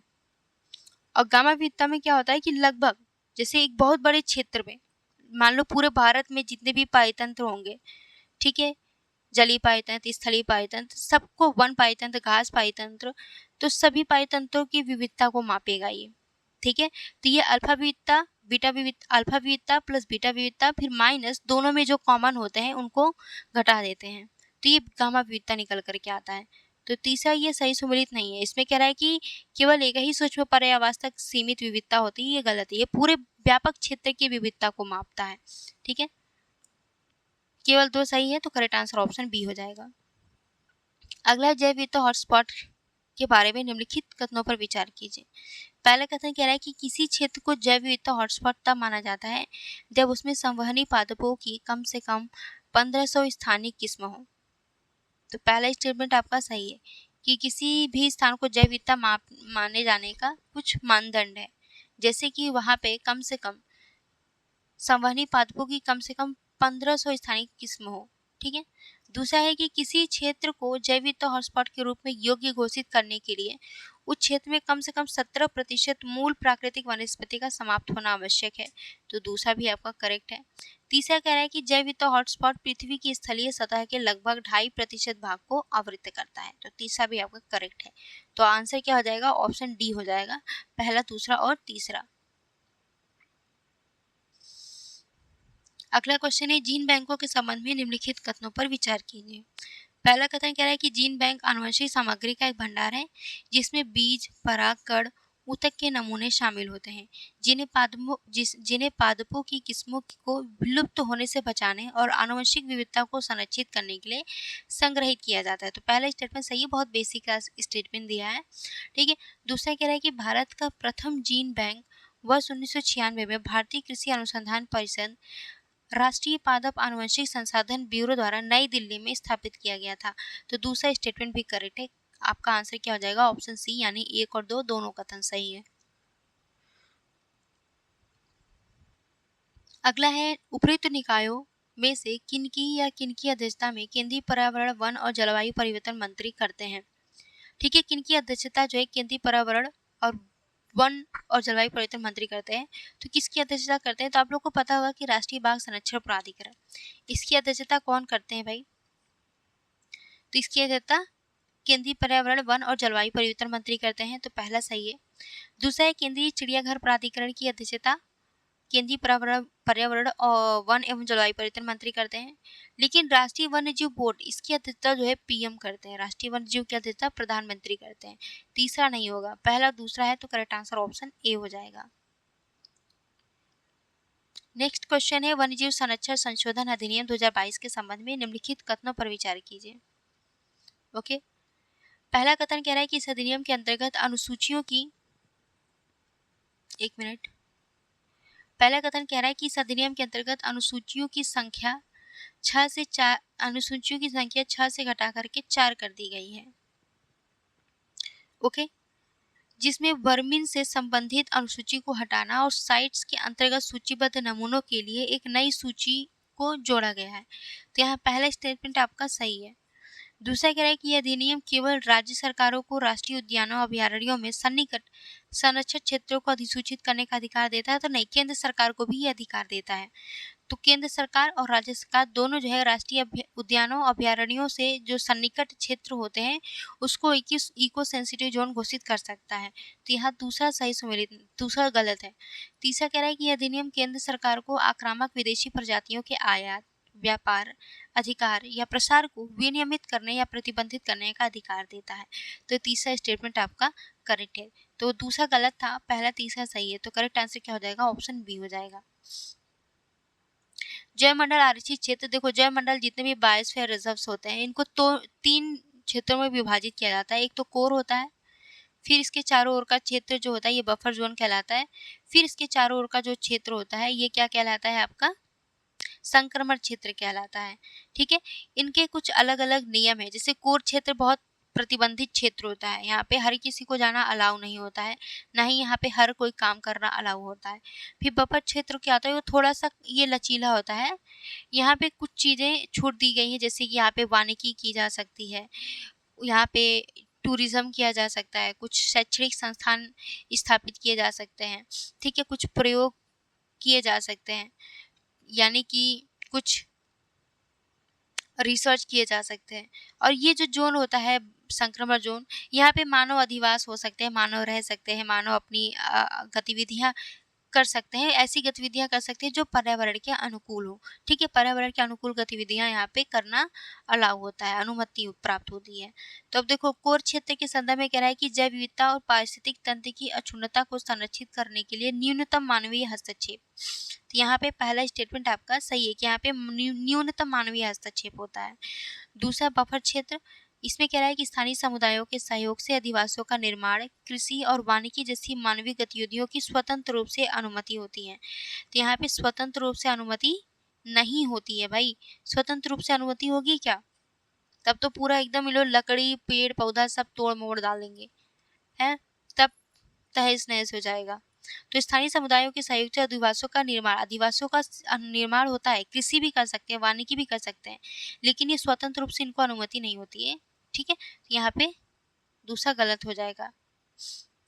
तीसरा है संक्रमण क्षेत्र, यह कह रहा है कोर क्षेत्र को प्रभावित किए बिना अनुसंधान, शिक्षा, मनोरंजन और सीमित प्रबंधन संबंधी गतिविधियों की अनुमति होती है।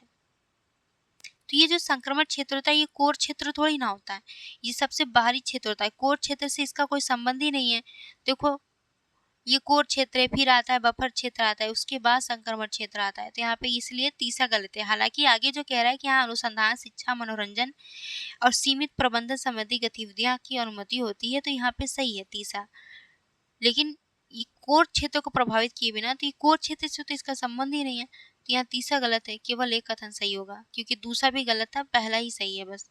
करेक्ट आंसर ऑप्शन ए हो जाएगा।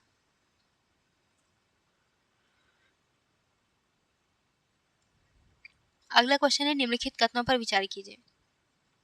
पहला कथन कह रहा है कि संरक्षित क्षेत्र राज्य सरकार द्वारा अपने स्वामित्व वाले क्षेत्रों में घोषित किए जा सकते हैं तथा ऐसे क्षेत्रों में निवास करने वाले लोगों के अधिकार प्रभावित नहीं होते हैं। तो पहला स्टेटमेंट सही है। संरक्षित क्षेत्र जो है किसके द्वारा घोषित किए जाते हैं? तो राज्य सरकारों द्वारा घोषित किए जाते हैं। ओके, और यहाँ पे राज्य सरकार द्वारा घोषित किए जाते हैं, तो इसका जो संरक्षित क्षेत्र होते हैं, यहाँ पे जो मानव लोग निवास करते हैं या स्थानीय लोग जो होते हैं या निवास करने वाले जो लोग होते हैं, इनके अधिकार प्रभावित नहीं होते हैं, क्योंकि ये लोग मिल करके यहाँ पे काम करते हैं। ठीक है, पहला सही है। दूसरा कह रहा है राज्य सरकार द्वारा सामुदायिक आरक्षित क्षेत्र की घोषणा केवल ऐसे राष्ट्रीय उद्यानों या वन्यजीव अभयारण्यों के भीतर ही की जा सकती है जहां स्थानीय समुदाय वन्यजीवों के संरक्षण के लिए स्वेच्छा से कार्य करते हैं। ये गलत है। देखो, सामुदायिक आरक्षित क्षेत्र की घोषणा जो है राष्ट्रीय उद्यानों, वन्यजीव अभयारण्यों के भीतर नहीं की जाती है। क्यों भाई? राष्ट्रीय उद्यानों में तो मानव इंसानों को जाने की अनुमति ही नहीं होती है। वहां पे ना लकड़ी छू सकते हैं, ना कुछ उठा सकते हैं। तो स्थानीय समुदायों का यहाँ पे कोई रोल नहीं होता है। राष्ट्रीय समुदाय की जो आरक्षित क्षेत्र होता है, ये राष्ट्रीय उद्यान या वन्यजीव अभयारण्यों में स्थापित नहीं किया जाता है, क्योंकि ऑलरेडी ये संरक्षित क्षेत्र होता है। सामुदायिक आरक्षित क्षेत्र ऐसी जगह पे स्थापित किया जाता है जहाँ पे राष्ट्रीय उद्यान या वन्यजीव अभयारण्य नहीं होते हैं। सामुदायिक आरक्षित क्षेत्र क्या होता है कि लोगों के सपोर्ट से लोग और सरकार, यहाँ पे लोग और गवर्नमेंट मिल करके पर्यावरण को बचाने का काम करते हैं, और ये जो लोग होते हैं अपनी स्वेच्छा से काम करते हैं वन्य जीवों के संरक्षण के लिए। ठीक है, तो दूसरा गलत हो जाएगा। राष्ट्रीय उद्यान वन्य जीव अभयारण्य के भीतर नहीं किए जाते हैं, तो ये दूसरा गलत है। पहला सही है। करेक्ट आंसर क्या होगा आपका? ऑप्शन ए हो जाएगा। अगला क्वेश्चन देखिए। हालांकि क्वेश्चन देखो पेपर थोड़ा इजी ही रहता है, लेकिन बच्चे भी क्या होते हैं ना कि क्वेश्चन पूरा पढ़ते नहीं है, पढ़ करके डर जाते हैं, भाग जाते हैं, करते ही नहीं है पूरा क्वेश्चन। तो डरना नहीं है यार, आपके अभी अगर आप डर रहे हो तो आगे पता नहीं कितनी सारी समस्या आएंगी। तो ऐसे ही डरोगे तो फिर जीतोगे ही नहीं कभी। तो थोड़ा हिम्मत रखो अपने अंदर, हिम्मत बांधो और लड़ने की क्षमता विकसित करो। ठीक है, पहला है कि प्रोजेक्ट एलिफेंट एक केंद्र प्रायोजित योजना है जिसे वर्ष 1992 में हाथी बहुल राज्यों को वित्तीय और तकनीकी सहायता प्रदान करने हेतु प्रारंभ किया गया था। तो यहाँ पे पहला स्टेटमेंट आपका करेक्ट है। दूसरा कह रहा है कि भारत की प्रथम अखिल भारतीय डीएनए आधारित जंगली हाथी गणना से यह पता चला कि विगत 8 वर्षों में देश की हाथी आबादी में 25% की वृद्धि हुई है। वृद्धि नहीं हुई है बेटा, कमी आई है ना। यहाँ दूसरा गलत हो जाएगा। तीसरा कह रहा है कि भारतीय हाथी को भारतीय वन्यजीव संरक्षण अधिनियम 1972 की अनुसूची वन और वन्यजीव और वनस्पतियों की लुप्तप्राय प्रजातियों के अंतर्राष्ट्रीय व्यापार पर अभिसमय यानी कि साइट्स के परिशिष्ट वन में रखा गया है। वन्यजीव संरक्षण अधिनियम 1972 की अनुसूची वन और साइट्स के परिशिष्ट वन में भारतीय हाथी को शामिल किया गया है। तो तीसरा आपका सही है। पूछा है कितने कथन सही है, तो केवल 2 कथन आपका सही है। करेक्ट आंसर आपका ऑप्शन बी हो जाएगा। अगला क्वेश्चन देखिए, निम्नलिखित कथनों पर विचार कीजिए। पहला कथन कह रहा है कि हिम तेंदुआ और उनके पर्यावासों के संरक्षण के लिए एक समावेशी सहभागी दृष्टिकोण को बढ़ावा देने के उद्देश्य से 2009 में प्रोजेक्ट स्नो लेपर्ड शुरू किया गया था। यहाँ पे पहला स्टेटमेंट आपका सही है कि भाई प्रोजेक्ट स्नो लेपर्ड शुरू किया गया था 2009 में हिम तेंदुओं को संरक्षित करने के लिए। दूसरा है हिम तेंदुआ को IUCN के रेड लिस्ट में संकटग्रस्त प्रजाति के रूप में सूचीबद्ध किया गया। तो IUCN के रेड लिस्ट में संकटग्रस्त नहीं बल्कि सुभेद्य श्रेणी में सूचीबद्ध किया गया है। तो दूसरा गलत हो जाएगा, सुभेद्य होता है, सुभेद्य श्रेणी में। तीसरा कह रहा है कि global snow leopard and ecosystem protection programme हिम तेंदुआ के सभी 12 रेंज देशों का एक अंतर सरकारी गठबंधन है और भारत जो है 2013 में इसका सदस्य बना था। तो तीसरा भी स्टेटमेंट आपका करेक्ट है। दूसरा गलत था। आपका करेक्ट आंसर क्या हो जाएगा? ऑप्शन बी हो जाएगा। अगला क्वेश्चन देखो, जैव विविधता अधिनियम 2002 से क्वेश्चन है। जैव विविधता अधिनियम 2002 के संबंध में निम्नलिखित कथनों पर विचार कीजिए। पहला कथन कह रहा है कि इस अधिनियम में राष्ट्रीय जैव विविधता प्राधिकरण, राज्य जैव विविधता बोर्ड और स्थानीय स्तर पर जैव विविधता प्रबंधन समितियों से युक्त त्रिस्तरीय संस्थागत संरचना का प्रावधान है। तो यहाँ पहला स्टेटमेंट सही है। किस अधिनियम में राष्ट्रीय जैव विविधता प्राधिकरण होता है? सबसे ऊंचे स्तर पे, केंद्र स्तर पे, फिर राज्य स्तर पे राज्य जैव विविधता बोर्ड होता है और स्थानीय स्तर पे जैव विविधता प्रबंधन समितियां होती हैं। यानी ये त्रिस्तरीय संस्थागत संरचना का प्रावधान करता है। तो पहला स्टेटमेंट आपका सही है। दूसरा कह रहा है कि इस अधिनियम के अंतर्गत जैव विविधता विरासत स्थलों को केंद्र सरकार द्वारा अधिसूचित किया जाता है। तो जैव विविधता विरासत स्थलों को केंद्र सरकार द्वारा अधिसूचित नहीं किया जाता है बल्कि राज्य सरकार द्वारा अधिसूचित किया जाता है। तो यहाँ दूसरा गलत है। ठीक है। तीसरा है कि इस अधिनियम के अंतर्गत लाभ साझेदारी या राष्ट्रीय जैव विविधता प्राधिकरण या राज्य जैव विविधता बोर्ड के आदेशों से संबंधित कोई भी शिकायत उच्च न्यायालय में प्रस्तुत की जाती है। तो उच्च न्यायालय में नहीं प्रस्तुत किया जाती है बल्कि NGT में प्रस्तुत किया जाता है, यानी नेशनल ग्रीन ट्रिब्यूनल में प्रस्तुत किया जाता है। तो तीसरा आपका गलत है। दूसरा गलत था तो बचा क्या? पहला, यानी केवल एक कथन आपका सही है। इस सेशन का लास्ट क्वेश्चन है ये। पर्यावरण संरक्षण अधिनियम 1986 के संबंध में निम्नलिखित कथनों पर विचार कीजिए। पहला कथन कह रहा है कि यदि इस अधिनियम के अधीन किसी सरकारी विभाग द्वारा कोई अपराध किया गया है तो उस विभाग के विभागाध्यक्ष को उक्त अपराध के लिए दोषी माना जाएगा। तो पहला स्टेटमेंट आपका सही है। बहुत बेसिक सी बात है भैया कि इस अधिनियम के तहत अगर किसी को कोई अपराध करता है, यानी इस अधिनियम के अधीन किसी सरकारी विभाग द्वारा कोई अपराध किया जाता है तो उस विभाग के विभागाध्यक्ष को ही उक्त अपराध के लिए दोषी माना जाएगा, क्योंकि ये क्या करता है, सबको कंट्रोल नहीं कर पा रहा है, सबको देख नहीं रहा है, रेगुलेट नहीं कर रहा है, तो सबसे बड़ा दोषी तो वही होगा।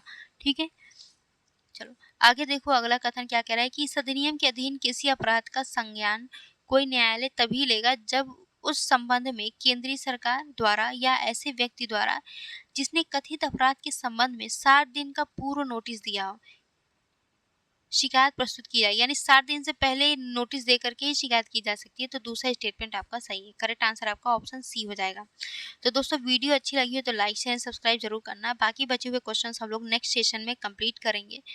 तो बाय बाय, थैंक यू और ज़्यादा से ज़्यादा सपोर्ट करो।